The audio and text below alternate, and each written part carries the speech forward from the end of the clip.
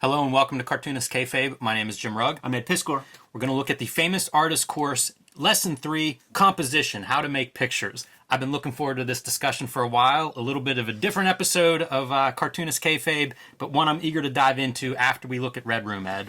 Trade paperback, man, for Red Room, The Antisocial Network is coming out November 9th, 2021, man. 208-page book, going to collect the complete 4-issue miniseries of Antisocial Network with 70 pages of extra stuff. We're going to do a big video of this, man. But I just flipped through the first couple so you could see that there's like lots of extra artwork I built for that. I spent the summer working on this thing, Jimmy, and on top of the issues, there's a lot of extra material in here, like lots of dozens of extra art pages and shit like that. I love that Uncle Gary's publishing this kind of thing. But it's going to be coming out November 9th. Get it at your local comic shop. If you pre-ordered it from Fantagraphics, you should get it by Christmas. But if you're seeing this video after that date, when the book is available, they instructed me to send you to Amazon if you don't have a good comic shop in town, because Amazon bought half the print run. So we got to make sure that disappears if there's ever going to be a reprint of this comic, man. So Red Room, The Antisocial Network, go to my link tree in the description below this video, take you to a link to that Amazon. But obviously, check with your comic shop first, man. Get it there if you can. Congratulations, Ed, man. This production is great. The comics look good. This feels really good. Yeah, it turned out great. It's the best book I've made. Awesome. What do you have, Jimmy? I have the Plain Janes, just in time for the shopping season for the young adult reader in your life. This is my 500-page shoujo manga about a group of high school artists who, bored with their little town, start making public art and create quite a problem in their local community. So 500 pages of their adventures making art and making trouble in their small town. You can get that wherever you find books and comics, such as comic shops or online at Amazon. And you can join me on patreon.com/JimRugg, where you can download out-of-print zines and minis. You can see my original art, scripts, and process for how I make Plain Janes, Street Angel, Octobriana, and much more at patreon.com/JimRugg. But we are here today because I read an essay that talks about Alex Toth taking this course in the late 40s and early 50s, at least the first couple of lessons, and talking about it. And I believe that this is where a lot of his, what I love about Alex Toth, you could learn a lot of that in this lesson. Jimmy, I really appreciated cracking this open from my big box of, my big Xerox box full of these course books, man. And the insecurity that I felt inside as I went page after page after page, I felt like they were scolding me. Because, I'm comparing the lessons from this with the latest pages that I've, just recently drawn. And just seeing how I could make my stuff so much stronger if I just kept this kind of stuff at the front of my thoughts, man. So this is an episode for makers. You can never know enough when it comes to the art of picture making, man. Like, if you have the hubris of thinking that you know it all, you're fucked, man. Because there is so much in here, packed in like 10 pages worth of stuff, man, that I directly was able to apply to my work and just saw visible results in an instant. These are neat documents. Both of the famous artist and the famous cartoonist courses, because they're taught by pros. Albert Dorn is one of the artists credited in this chapter. We talked about him in the past with some of his cross-hatching marks and things like that. So you get like real people who are making a good living doing this, weighing in on how they do it. Very quickly, composition, arrangement of the objects in the picture. And I think there's stuff that even a writer of comics could learn from this. Every picture starts with an idea, and my scripts are super loose. It's just so I know what I need to get on the page. Yeah. But that's essentially it. Like I'm figuring out the objects I need in that panel or in that page. And, that's my idea. And then it becomes like, how do you put those things together? And that's what this is all about. And I'm going to kind of jump ahead pretty quick here. I'd highlighted some stuff, but I'm trying to think of what we actually need to get into the illustrated examples here.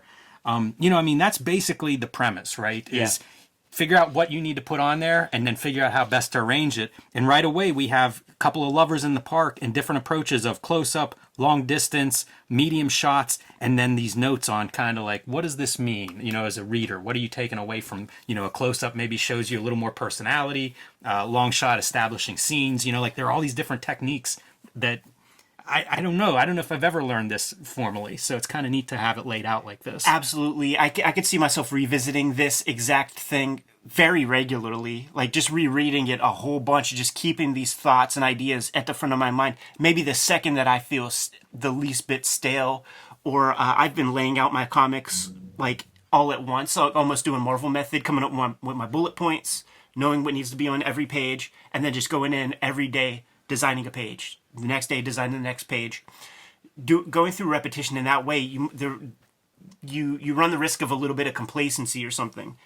You read this in between you're making, man, you're gonna figure some stuff out. And just with these images, like you can infer your own ideas. Like this could be, a bit like a mugger point of view or something. Like there's so much.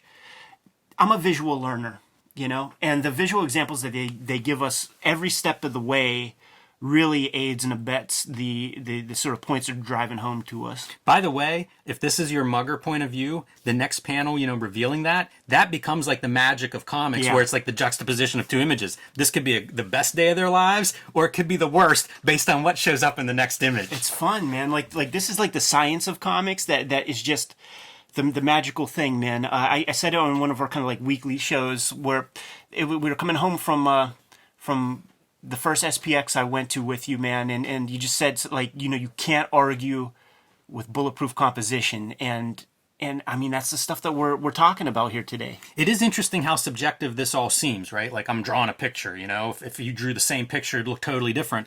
But there are these pieces that, like, we all see the same thing, if it's done clearly. Yeah. So this is pretty fun, showing these elements of like a Western. You have the two characters in a tree and then arranging them in different ways. And again, like what works, what doesn't, and why. They're really clear about that kind of stuff. Like talking about balances of the page, where things overlap, talking about tangents and lines. So one thing that's interesting here is this is hard stuff to talk about, and somehow they make it very, very clear. Because of the visuals. Because it's like the very simple thing, like here's a rock, here's the picture I love frame, this one. Yeah. Here's a sailboat.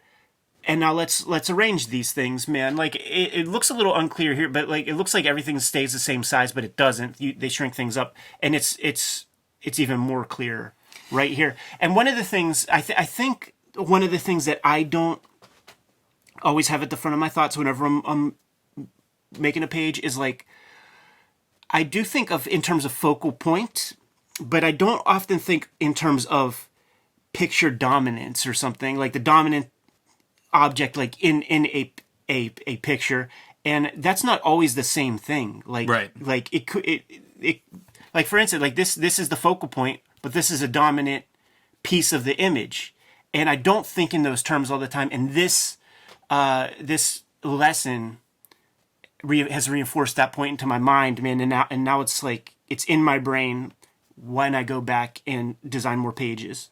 I love I like all three of those compositions, for different purposes, of course, but also same with like, well, woman, a doorway, a little coffee table, and a lamp.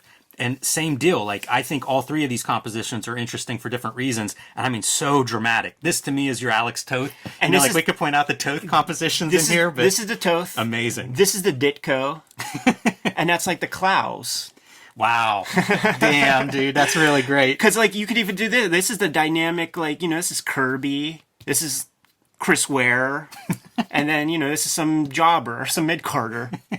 I hate to do it, but I was going to say Paul Galassi. It feels so cinematic. Like, we're zooming in on this boat. Something's going to happen on this boat. Austin, you know what? I did highlight on the previous thing, the pencil is the artist's thinking tool. It's just language that's in there, but I thought that's really fun. And the idea is do these quick sketches, work this stuff out, figure out your elements, and then do a couple of different variations. So here we're looking at the four main elements of composition. They give area, depth, line, and value. Area being like a dominant element, based on size, Ed, that you were talking about with that rock on the previous page. Depth, obviously. And this has come up a lot, like trying to make it look like there's we've got a 2D image, but try to make it look three-dimensional. Interesting, Klaus Janson, when we talked to him, that was something that he mentioned as a limitation in comics and trying to figure out how to create that feeling of depth. Line is, it could be an outline of something, like literally, but it's the way they're using it is directional. And that's where your tangents can be a problem. Like that really stood out to me because like you're coming in on a horizon line or something. The idea with the line is to control what we're looking at, to create that point of interest. And if you've got tangents running off of your panels, you get into all kinds of a mess. Here's the thing that should be said. We should have said it up front. And like, you always hear that term arts and sciences with an ampersand in the middle, man. Art is not science. So this is like a consensus agreement about like what makes good pictures. But you will find fault, like you will find hypocrisy in philosophies of this sort. And you got to pick and choose the stuff that you think is best. And I say that because like, having that foot touch the end, like you can make the argument that takes you out of the image. Yeah, it's true. You could look at it like this. Yeah. Like, so like that is a tangent. You know what I'm saying? In terms of the composition, they try to make the argument that, it's keeping you in the thing, man. But none of this is perfect because it is not science. So I want to say that up front, just so that this doesn't seem so overwhelming to the makers out there. It is true. And it's like even, comics add one more element in that possibly the best composition isn't the best answer for your page or for the story that you're, telling in that moment. So, these aren't absolutes, of course, but they aren't bad to be in your head as you're like sort of putting it, especially if you're doing layouts, I saw you bristle when Klaus Janson said he wasn't part of the Toth school, man, of picture making. Made me sad. where the focus is on like making beautiful pictures, but maybe it's not the most exciting. It's exciting to an artist because you look at that like, oh yeah, man, like Jack Kirby wouldn't have done that right there. That's pretty sick, man. It still looks fresh. These are some strong directional devices, though, and especially like this ledge. Oh, totally. It's almost an arrow pointing at your guy there in the middle. In photography, like they tell you to like look for those like hard angles that push toward your main focal point. I enjoy doing that a lot in comics. Mm-hmm. Whether it's eyeballs, building perspectives, whatever you can find to sort of like really emphasize the point you want to emphasize. So picture area. This is what you were talking about again a couple pages ago on the size of objects that are in there. And they go through and they kind of talk about what are you getting out of this? Like let's see the same image, super close up, super far away. And, in this case, there's nothing else there. So it's just a matter of how much emphasis do we want to put on it. Maybe it's important to see an expression, so you do something closer. But once you introduce like a second element, then it changes completely. Like this guy is clearly dominant compared to the person in the far background. Here, less so, and obviously pretty much the same weight because of the same size. And like it just sells you on like this is boring. Like have a little bit of depth. Like you're fighting nature to try to create a 3D image on a 2D surface. So you're really fighting against yourself. Monotonous, the word they use for it. So yeah, kind of boring if that's on itself. By the way, occasionally you want boring. When you're drawing a ninja or an assassin or something that's sneaking into the page or into the scene, and you don't want your reader to focus on them. You can use these tricks. Yeah. If you're doing a mystery comic, like you can do a lot of sleight of hand, knowing how to make your image or your element be not the dominant piece, or have a boring moment and direct the eye elsewhere. Varying your sizes, again, basically your picture area, and then some of these examples of how that may actually play out in a real drawing or real illustration. And again, like you see this stuff and it's hard for me not to think about Alex Toth. Like just interesting depth of field there with your windmills in the background, the big mountain shape. The black pushing the foreground elements so that there's no mistake that you better be looking at that little barn house or whatever that is. Yeah. It's some really good like natural framing within a panel with some of these shapes. When we start getting into the overlapping, now this is the stuff that I personally struggle with a lot, man. And it could be like, say there's like carpet bombing, dropping missiles from an airplane or something. Like, do you space out all the missiles? like, do you overlap them? And if you do you have to like have the, you know, the missile completely go through another one as they're going to like show the tip of the I struggle with that a lot. It's like when you're trying to draw a piece of chaos, there's some sort of like natural like arrangement that you start to build that like prevents it's divorced from chaos. Like you're thinking in terms of clarity and stuff, and it's like how do you overlap things properly to like get a natural composition? These are extreme examples. You know, these are like clearly like, yeah, don't do that. You're a fucking you're getting kicked out of the Hubert School. You draw some shit like this. But yeah, get your tracing paper out here and just put a red X on this one. But you know, you could see the point of what they're doing here. I love these kind of, so this is, you know, this is your cropping stuff too. Everything is visible, it's not overlapping. And then here a little bit more interesting because we have both cropping and some overlapping elements. Same with these two. I think you know, there is an intuitive element, right? How much does it overlap? Where is that crop going to happen? But it's so interesting to me just to see like, this is the no overlap, no crop. I've seen panels like that. I've seen comics that look like that. I naturally go this place, but I acknowledge that, you know, in spite of like whatever's in that frame, because that's whack, you know, like that fucks it up. But I acknowledge playing with the sizes and stuff like that. Like I acknowledge that I like this more than I like that. Yeah, and it's pretty much what they're saying. You know, this is a little bit more interesting. You're having these shapes interact with themselves. One thing that this all reminded me of, and I'm going to go back here to the monotonous panel. There's a form of comics that have become popular where they're talking heads comics, and it's just repeating these same kinds of compositions, and it's why you need this kind of stuff. Like, find ways to make that interesting, you know, whether it's moving a figure in front of something else. You know, it doesn't have to be these elaborate image 90s kind of splash pages to make a comic or a panel or a composition interesting, but do something. Mm-hmm. You know, be conscious of this stuff and don't just repeat the same kind of static thing over and over. It's this kind of stuff that was making me super insecure, where I was like looking at my pages that I just did over the past, you know, month and stuff, and I'm just like, fuck, I wish I would have read this before I really launched into things, because I'm thinking that I'm doing the right thing, and after looking at these examples, I could see how I could have made just more dynamic, more interesting looking drawings. It's funny because like I like both of these panels and they're critical of both, right? This one's bottom heavy, this one's top heavy. Same. And obviously, but I like them. You know, like they're interesting for those reasons because so few panels are built that way. Yeah, I mean, I feel like I've seen Jerry Moriarty paintings that are this way. Yeah. Yeah, and definitely design. Like you can almost imagine your space for type exactly. to go right into these spaces. That's the other thing. It's like a cartoonist, like that we don't abhor that negative space because we just know that, you know, Stan Lee will come in and write a dialogue bubble. Same deal here. You know, you're not supposed to put everything on one half of your panel. Same as these. I don't hate that. But probably if that's all you did, or you did it over and over, I would certainly, you know, object to that over time. A faux pas here is everything's the same size, so they're all competing for your attention. This is a pretty classic idea, and that's don't overlap your shapes to where you obliterate what the shape is.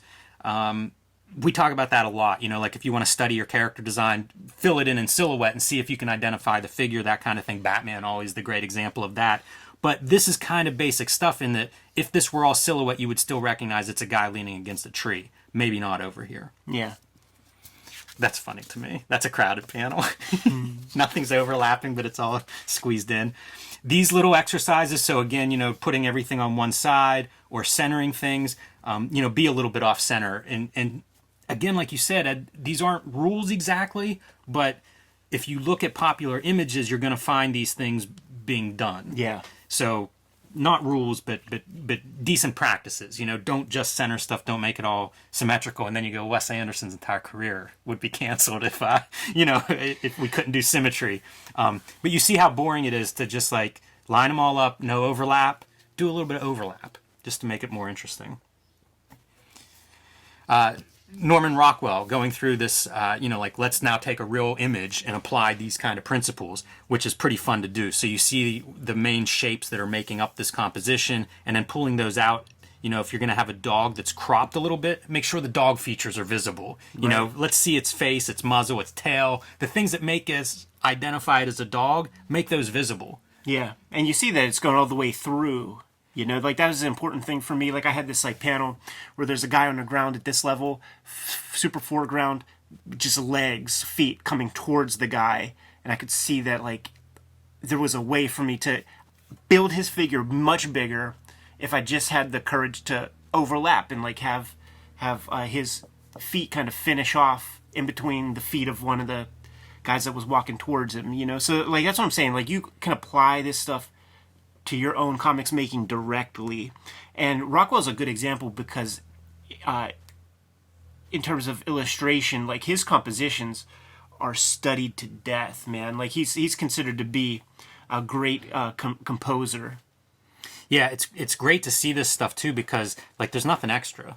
You know, he's not putting he's not we talk about adding detail, you know, to cover up maybe poor drawing or whatever. There's nothing extra in his. Like you really can break them down into a couple of components, and then it's a matter of arranging those components. Neat to see them as shapes. Yeah. You know, they all read, you know, like clearly that's still a dog, even if you get no information except for the outline.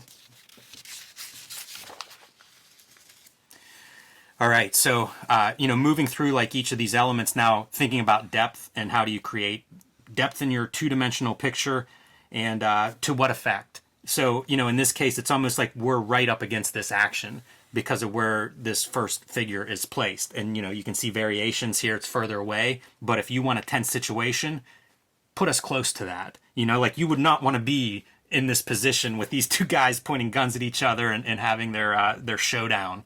So, you know, dramatic effect to create that depth, and figure crop both top and bottom, you know, like you really are like up against it. You see that he is on a horse, you know, like you could crop it so much that you don't get that piece of storytelling information. So it's a good blend. Yeah, and again, show us some variations, talk about what we're seeing in those variations. And this comes down to that idea, again, from the scripting in the beginning of like, they're talking. So they've got to be close enough to be in, you know, in sound range of each other. Whereas like, that's one of the failures of this. It's a very dramatic composition, but you don't get that, you know, back and forth tense interchange because they're so far away. So, you know, I think that's, for a writer out there, something to consider. How much information do you need? What's important? These guys are confronting each other.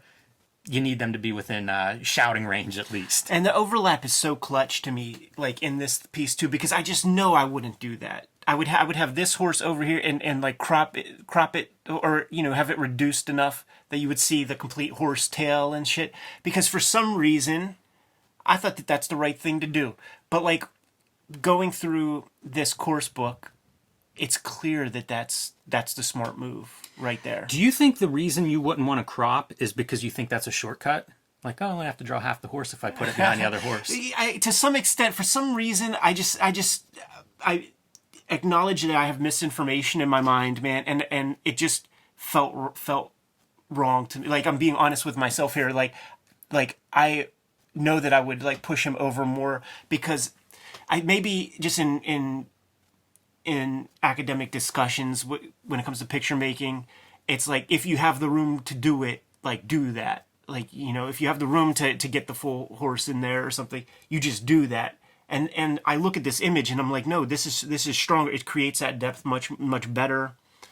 It does. It puts them in the same space. It does. Which emphasizes the, you know, like the tension between the two. Yeah. I asked you about, you know, if that's a shortcut you're afraid of making, because I have a list of those for myself. Yeah, no, and I'll see images and it'll be like, man, I wouldn't do that because of, you know, I think I don't want to cheat the reader. And then it's like, but I love this panel, so reevaluate. I've done that a lot in the last decade. Go to the Cartoonist Kayfabe spread shop. What would Alex Toth do? is the shirt that's become our biggest hit, man, as seen on Brian K. Vaughan at New York Comic Con. Shouts to Brian. That's the thought that would come into my mind, like when that idea of like shortcut or whatever. That's what I'm talking about when I see the Toth panels or the Jaime Hernandez panels, where they come up with this insanely smart, truly clever way of getting information across that I know I would have just been, you know, quote unquote detail heavy. the example I gave in the weekly where we were talking about it was like characters in a pharmacy. And I'm drawing every pill bottle, Jimmy. Right. Hating myself while I'm doing it. Thinking that I know that Alex Toth and Jaime would have figured something much more economic and smarter and more beautiful out than what I'm doing right here. That's so funny. Moving on to line, this is, directional devices and kind of giving us an indication of how those work within a panel, right? You have a white road, that's going to be a line that appears to your eye. Same with like a white sky like this, having lines going off your page. It's interesting, this is one of those things that I think is, I don't want to say intuitive, but I feel like if you do this right, reader's not going to notice it. It's when you do something really egregiously wrong here that this becomes more apparent. But again, when you do it right, it's the reason we celebrate Alex Toth and not, I don't know who. Somebody else, somebody that we don't know because they don't do it well. I thought you were going to go put a card on the table. I was trying to think of the Bookworm, the other guy that drew Bookworm. Nick Cuddy? I couldn't remember his name. But it's a subtle thing, right? Like, where are your clouds? Does it make a difference? And you're not going to buy or sell a comic based on this, but if you do everything right, it does add to the experience. Here's the rub, Jimmy, and here's where we get to the place where, you see it most often in student filmmakers, where they learn a concept and they directly have to apply it to their thing, and it comes off so pretentious, so awful. See, I'm being triggered here, dude. Because when we learn this kind of stuff, now everybody's page is selling you hard on every focal point. There's pipes in the foreground pointing to this thing, man. There's branches. Yeah. Like you can overdo it. For sure. You could totally overdo it. Be subtle. Let this stuff pop into mind. Draw your picture, and if you can imagine, maybe I'm drawing this tree, but maybe a branch kind of goes this way or something, just do that. Grace notes, man. You could get overly pretentious. This is the stuff that we would be getting into, where in terms of the whole page composition and stuff, there will be discussions about that. And now people are thinking that they're being clever, and they're creating tangents with the next panel just because they're trying to create these directional. You could really fuck this up. This is high octane shit we're talking about right here. You know what's real interesting is if this were a 4-panel grid, suddenly this becomes this road, a great directional device into your next panel. Yeah. So the pages do complicate this for sure. And like we said, a minute ago, Wes Anderson breaks most of the rules we're talking about and is considered a visual director. So certainly, these rules and then you play with them. It's not like every panel needs to adhere to all of these things. So back to using line, this is just more examples of those directional devices. And I think some of these examples, it's pretty clear that this is much more effective than this one. There's definitely stuff that's pulling you away from the action in this panel compared to, we're going towards each other here. Yeah, in that beautiful frame. This one I think is less obvious. I'm not going to argue that this isn't the best of this group, but I think it's a little bit less obvious than like this one to me stands out as being clearly. Yeah, this is more about the overlapping of stuff than just the lines. Right. And by the way, if these two are on the brink of separating after 15 years of happy marriage, maybe this is the panel you want. Yeah. Absolutely. And then finally, value. Fairly self-explanatory. High contrast is going to be your focal point, usually whenever it comes to value. And this is giving you some options of, what's a line drawing look like? What's this composition look like minus the value, so you get a line drawing, or very similar value. This is what I used to see in my art classes, is we would do so many charcoal drawings, and it's there'd be a middle area for everybody that was doing just these mid-range grays. And that's where I started to appreciate contrast, because the drawings that I'd be wow, that drawing's really good, they were the ones that were pushing the value. And, you could go to extremes and think of something like Frank Miller's Sin City, where there's essentially 2 values on the page. But I'm always a big believer in push those values. When in doubt, push the value contrast a little bit more. Again, that's not always the answer, but this is something I would see a lot of people do, and it's make something pop. Make a choice. When you see the guys who are great, man, it's so fun. Like the Mignolas and stuff, where it's stacking black on white and just arranging these curly, beautiful shapes to just get some black behind something that he wants to stand out as white up front, and you could learn a lot. And you know what many people have, man. There was like a whole culture of There's been a Mignola generation cats, of man. at least one, maybe two generations. You know, the other place to look are like the black and white silent movies. Like those guys could compose in black and white. Yeah. So I think Mignola probably has learned quite a bit in terms of black and white from those movies. But you know, we can learn those same lessons. Like you can go back and seek those movies and see what I'm talking about. But kind of illustrated here in terms of this course. And that's basically the wrap of this chapter. You know, a couple of more examples here, whether it's showing, you know, value, motion lines, making a figure pop against a relatively complex landscape there. So avoiding tangents. Yeah. You know, a couple of examples of that. But pretty great. 20 pages and there's your crash course in composition. Like, that gives me a lot to think about. This was the second time I went through this course, and I think there's a lot for me to apply to my own work. And I think about this stuff, but you know, there's still it's not obvious all the time. So much. It was a pleasure to go through this, man. You gotta have a lot of self-awareness when it comes to making your comics. You gotta be honest with yourself, man. And as I'm going through this, looking through my shit, I could promise you I'm gonna have stronger compositions as I move forward.